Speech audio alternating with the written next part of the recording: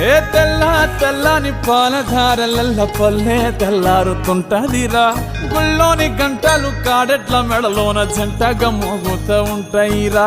నాగలి భుజాన పెట్టుకుంటే దోస్తులు చెయ్యేసినట్టేరా కొట్టు గోదా పక్కన ఉంటే కొండంత బలగం ఉన్నట్టురా చల్లగాలి మోసుకొచ్చెరా సేను శిలకల ముచ్చట్లు దారి పొడుగు సెట్ల కొమ్మలా